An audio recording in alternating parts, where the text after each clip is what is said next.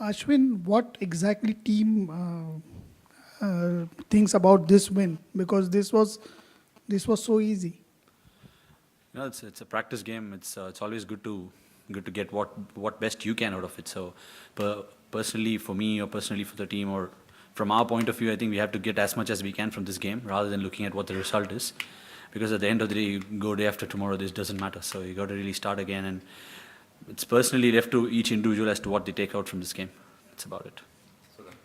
How did Umesh and Ishan ball? And second question is Dale Steyn is said to be not fit for South African game. So your thoughts on that? How big impact will that be? I mean, especially coming to us rather than talking about others. Umesh bowled really well today, and he's always one of those bowlers who can give that extra bit of sting in our pace attack, and to knock off a couple of wickets early is always going to be a help. And with probably two spinners and the third seamer, we can always put pressure on the game later on.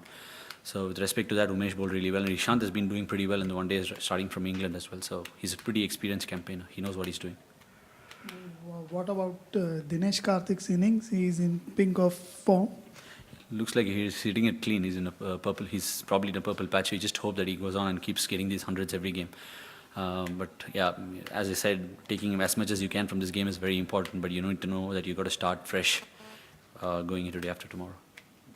Ashwin, you're so used to bowling, if not in the power play overs, so soon after that in matches back home.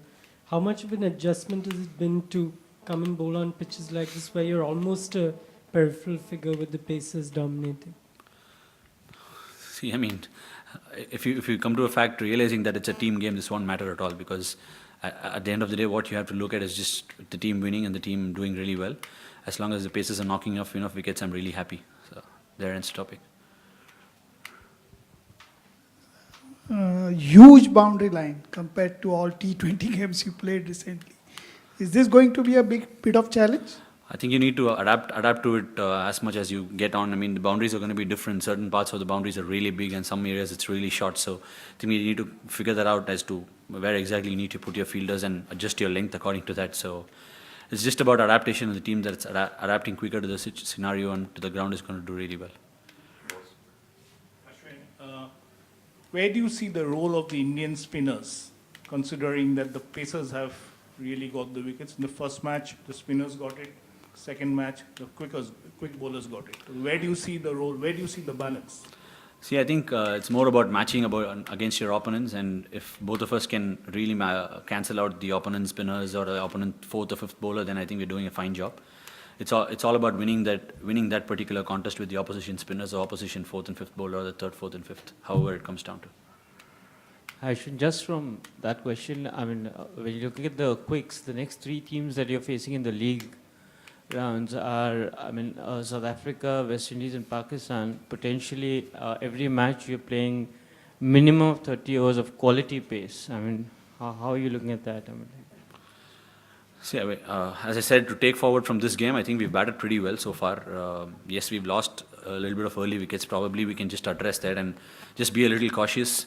The coach has mentioned a few things. He's pretty used to the England conditions. He said the more longer you bat, it's going to get easier in England. It'll never get tough like it does in subcontinent. So that's a lesson we can learn and keep going on from there. last one.